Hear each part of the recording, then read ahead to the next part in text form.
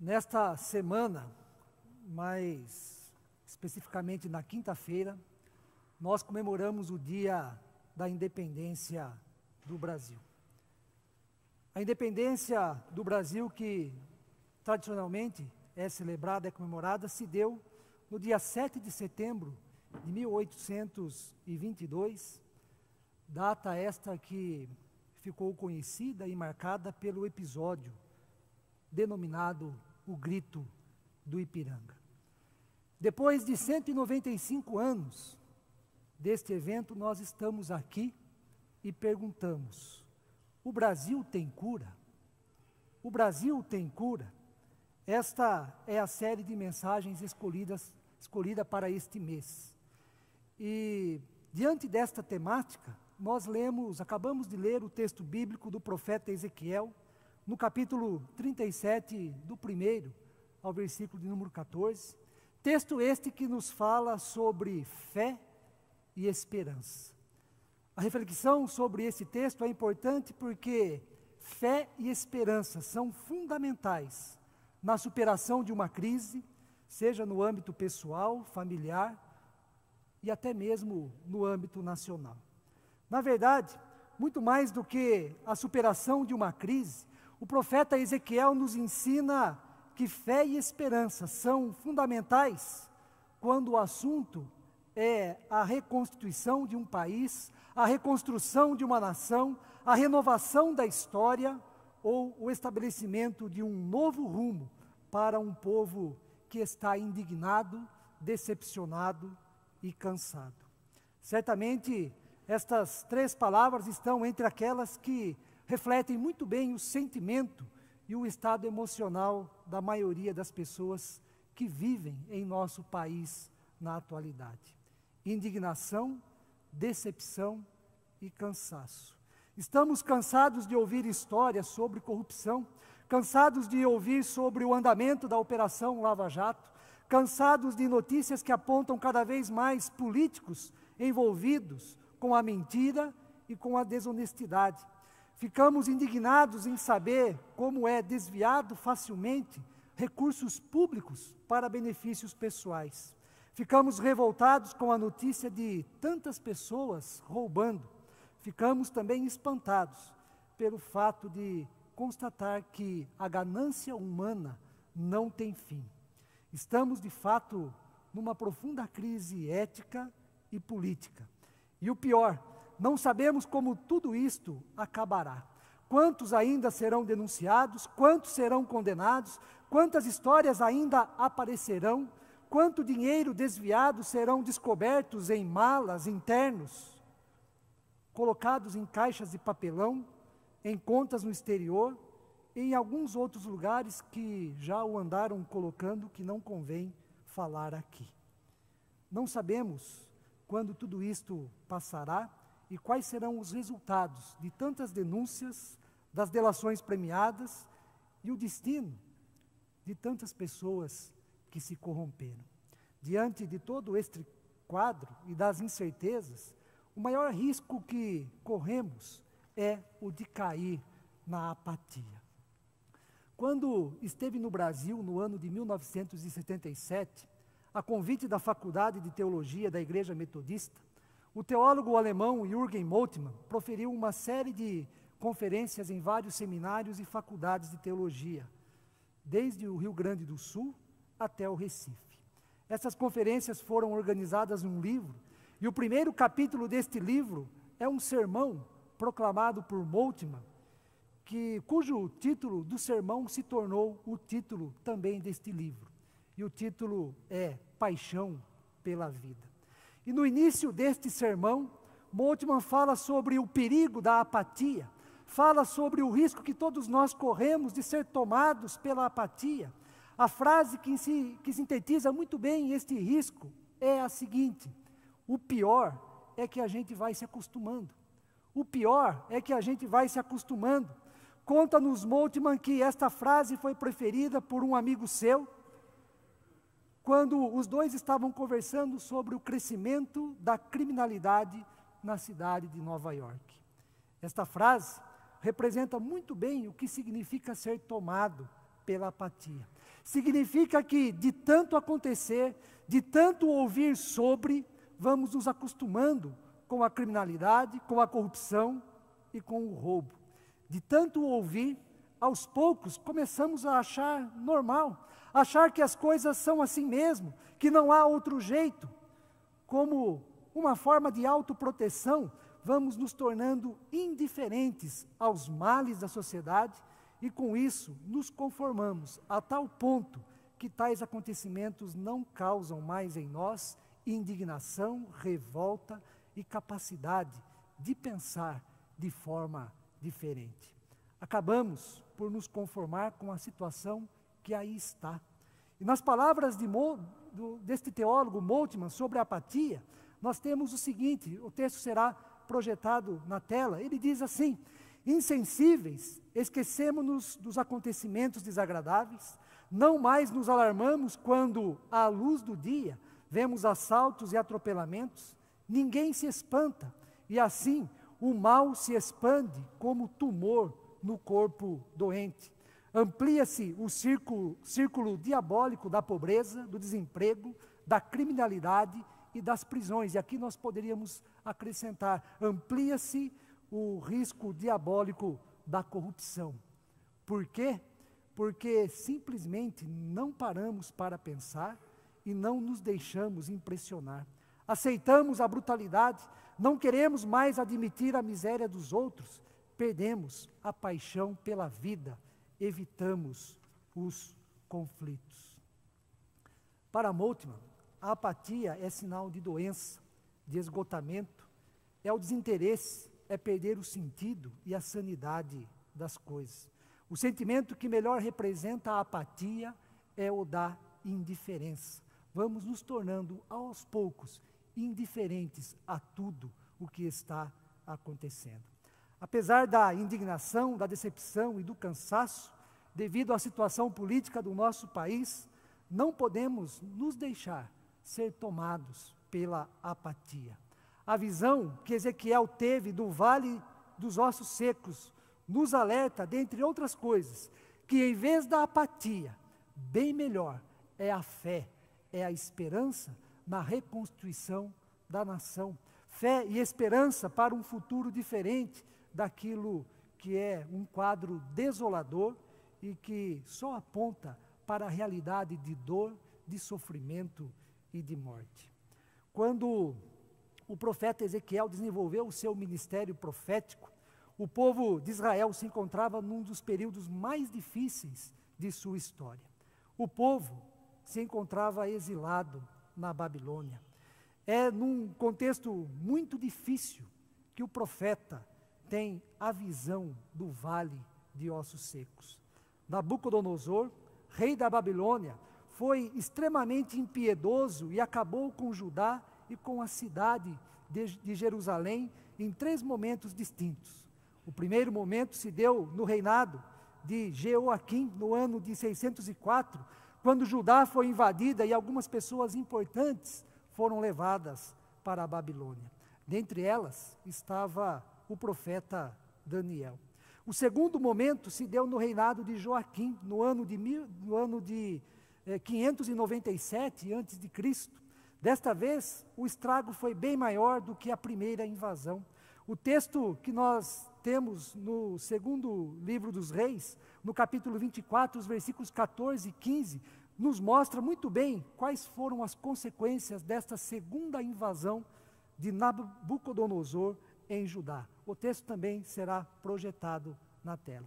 Transportou a toda a Jerusalém, todos os príncipes, todos os homens valentes, todos os artífices e ferreiros, ao todo 10.000. Ninguém ficou senão o povo pobre da terra. Transferiu também Joaquim para a Babilônia, a mãe do rei, as mulheres deste, seus oficiais e os homens principais da terra.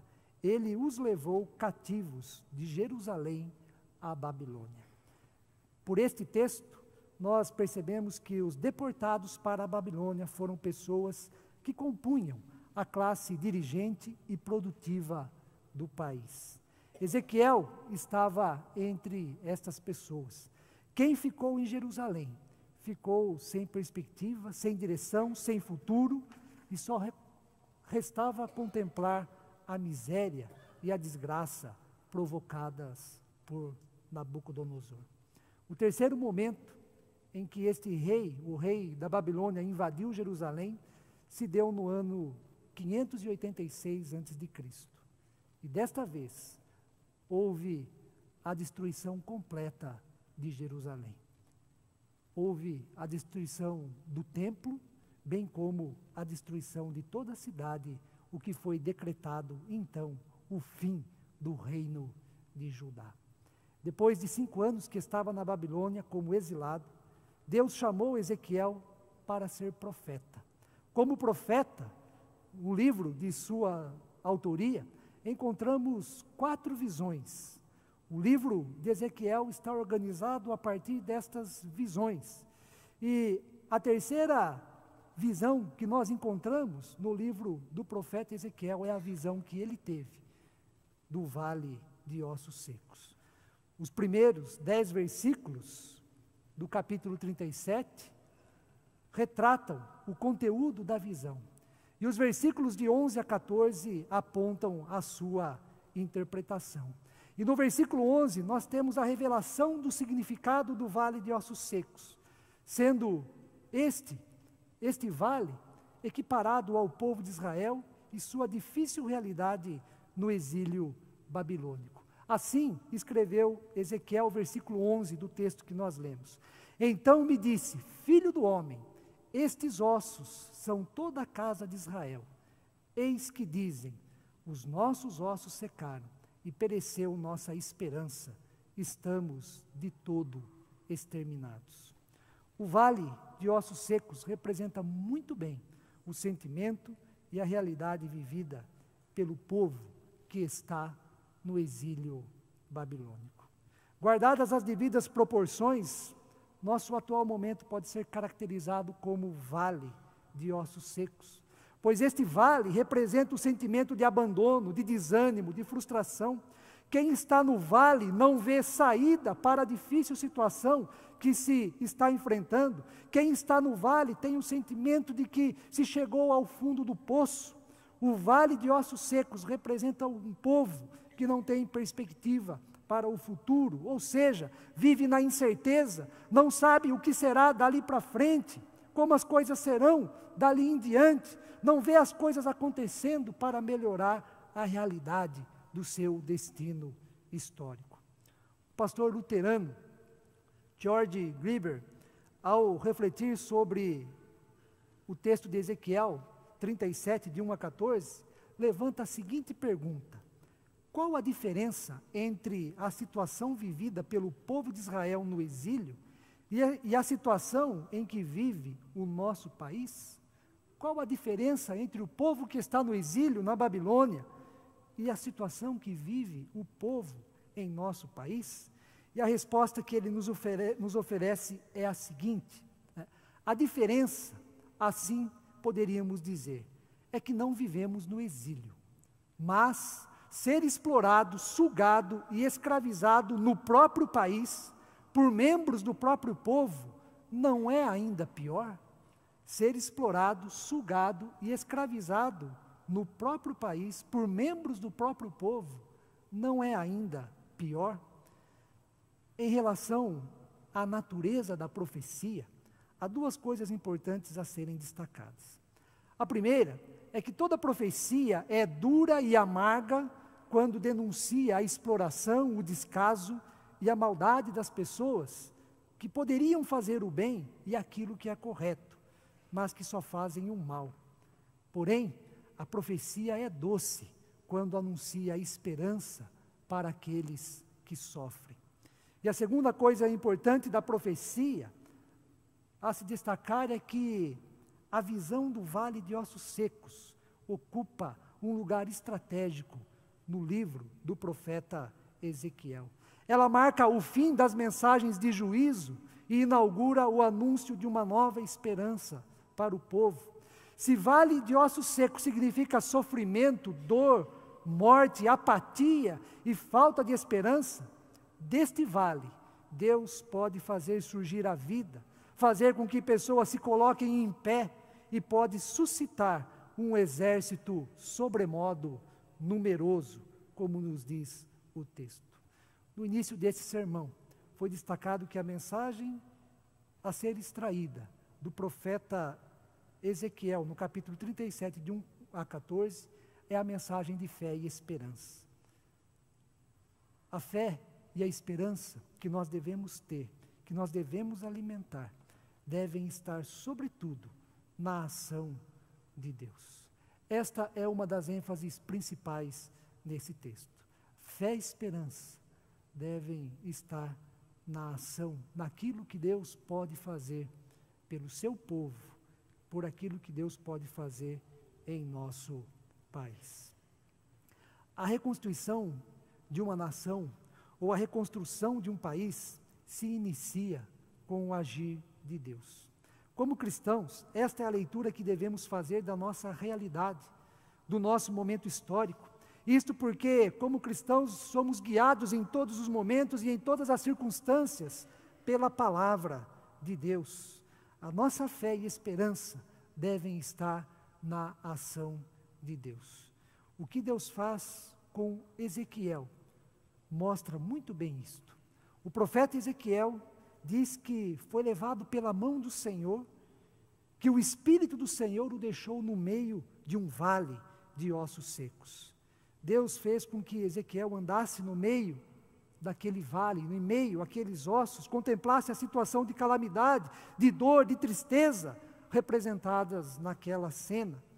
Então, Deus faz uma pergunta no mínimo intrigante a Ezequiel: acaso poderão reviver estes ossos? Poderão reviver estes ossos? Diante desta pergunta, Ezequiel tem 3 respostas a dar para Deus.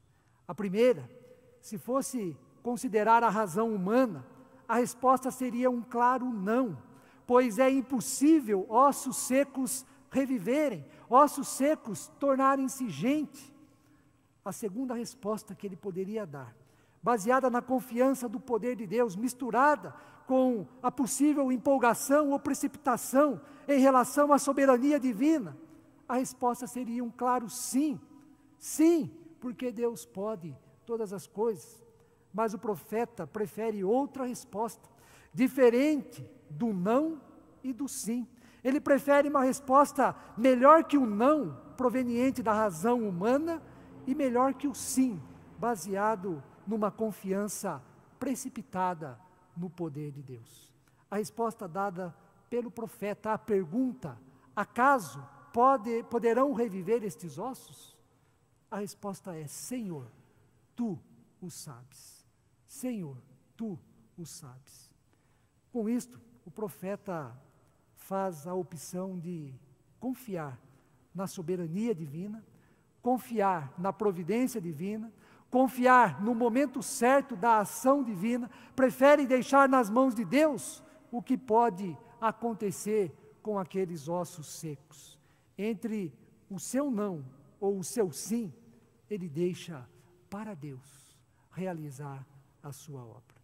Com isto, o profeta Ezequiel faz a opção de confiar na sabedoria divina, confiar na providência de Deus. Diante da nossa revolta, indignação e perplexidade pelo que vem acontecendo em nosso atual contexto político, talvez já passou pela nossa cabeça, né, o que deveria acontecer em nosso país, o que deveria acontecer com os políticos em nosso país. Talvez em nossa cabeça já tenha passado a receita certa, ou então tenha passado pela nossa mente o modo como Deus deveria agir para as coisas chegarem a um ponto final e as coisas começarem a melhorar em nosso Brasil. Talvez pensamos que Deus já deveria ter agido, que o momento certo já passou, já durou até demais, ou até mesmo tenha passado pela nossa mente, pelo nosso coração, os excessos quando chegamos a desejar a morte, ou então a violência, a vingança cruel e o caos social, a fim de que as coisas mudem em Brasília e as coisas se resolvam de uma vez por todas. É possível que a nossa vontade tenha sido a mesma de Tiago e João, discípulos de Jesus, quando, pelo fato de não terem sido bem recebidos pelos samaritanos, voltaram-se para Jesus e perguntaram: Senhor, queres que mandemos descer fogo do céu para os consumir? Diz o texto de Lucas 9, 55, que Jesus repreendeu aqueles dois discípulos. Deus não resolverá a crise política que estamos enfrentando do nosso jeito. A reconstrução de uma nação não ocorre da maneira como nós muitas vezes pensamos ser a melhor. Deus tem o seu modo de agir, é Ele quem pode fazer reviver os ossos secos. E o que o profeta Ezequiel nos ensina é termos fé e esperança na ação divina. É bem verdade que fé e esperança estão presentes toda vez que aparece um juiz querendo julgar de forma justa, julgar para o bem do país, julgar em favor da paz de uma sociedade. Fé e esperança estão presentes toda vez que aparece um político bem intencionado, lutando por decisões coerentes que representam o que é melhor para o povo. Quando isto acontece, ficamos contentes e empolgados. Porém, acima de tudo isto, o ensino do profeta Ezequiel é de que a nossa fé e a nossa esperança devem estar em primeiro lugar em Deus, no agir de Deus na história da nossa nação. Pode até ser que juízes que prezam pela justiça e políticos que agem responsavelmente sejam instrumentos nas mãos de Deus para melhorar a nossa realidade, mas a fé e a esperança devem estar em Deus. Agora, fé e esperança na ação de Deus não significam passividade. Não significa que podemos cruzar os braços e esperar que tudo caia pronto do céu. Não significa que não temos algo a fazer. Tanto a melhoria como a reconstrução de um país não se dão de forma passiva. Não é de um agente só. Em primeiro lugar, não podemos nos esquecer do profeta no texto em que nós lemos. Deus não faz tudo sozinho, o profeta está lá, embora seja Deus quem realiza a obra. O profeta está presente e participa daquilo que é a ação divina para a mudança histórica do seu povo. O profeta fala, o profeta aponta atitudes, o profeta é usado por Deus para que as coisas aconteçam. Nesse sentido, Deus faz dois pedidos para o profeta Ezequiel. O primeiro pedido está no versículo 4 e diz: profetiza a estes ossos e dize-lhes, ossos secos, ouvi a palavra do Senhor. O pedido de Deus é estranho e certamente causou estranheza ao profeta. Isto porque, geralmente, a profecia se dirige para as pessoas que estão vivas, para as pessoas que estão respirando. Agora, profetizar para um monte de ossos secos, que não ouvem, tem sentido? Mas é isto mesmo que Deus pede. Deus começa a agir na reconstrução de um povo, por meios que, para nós, parecem estranhos, que para nós causam estranheza. Este é o modo do agir de Deus. O profeta Ezequiel diz que enquanto profetizava, conforme Deus lhe pedira, ele começou a ouvir ruídos, barulho de ossos que se batiam e se ajuntavam, viu crescer tendões nesses ossos e cresceu também carne e depois a pele. Porém, constatou que não havia ainda espírito, não havia vida. Ezequiel percebeu que Deus não realizou a sua obra por completo num primeiro momento. Não realizou a sua obra de uma vez só. Há momentos certos para Deus agir. E não significa que a sua ação será única e definitiva. Há momentos corretos para a ação de Deus na nossa história. O segundo pedido que Deus faz ao profeta Ezequiel é para que profetizasse novamente, dizendo: profetiza, profetiza, ó filho do homem, profetiza para que o Espírito venha sobre essas pessoas mortas, a fim de que vivam. O versículo 10º do texto em que nós lemos mostra o que ocorreu. Profetizei como ele me ordenara, e o Espírito entrou neles, e viveram, e se puseram em pé, um exército sobremodo numeroso.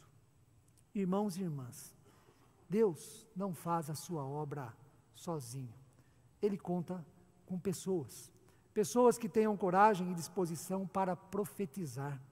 Assim foi com Ezequiel, assim pode ser conosco e com todas as pessoas que Deus escolhe para a realização da sua obra. Com isto, dentre outras, há duas atitudes que nós podemos ter em relação à situação que nos encontramos, tendo como base a vida e a participação do profeta Ezequiel em relação ao agir de Deus. A primeira é a oração. Nós podemos e devemos orar pelo Brasil, orar pela solução da confusão que nós entramos, orar para que seja uma solução benéfica e positiva para toda a nação. Sobre a oração, nós temos a seguinte recomendação do apóstolo Paulo, ao escrever a sua primeira carta a Timóteo, no capítulo 2, os versículos de 1 a 3, Paulo escreve assim: antes de tudo, pois, exorto que se use a prática de súplicas, orações, intercessões, ações de graças, em favor de todos os homens, em favor dos reis e de todos os que se acham investidos de autoridade, para que vivamos vida tranquila e mansa, com toda piedade e respeito. Isto é bom e aceitável diante de Deus, nosso Salvador. O profeta na Bíblia é homem de oração. É por meio da oração que o profeta recebe a palavra de Deus. É por meio da oração que o profeta é fortalecido para realizar a vontade de Deus. É por meio da oração que ele é tomado pela fé para crer que aquilo que é impossível aos seus olhos, Deus pode realizar. E ao ver as coisas acontecendo, o profeta é tomado também pela esperança de que Deus não abandonou a sua nação, pelo contrário, Deus está agindo e está gerando vida, Ore pelo Brasil, ore pelas pessoas que podem tomar decisões para que decidam de maneira honesta, justa e correta.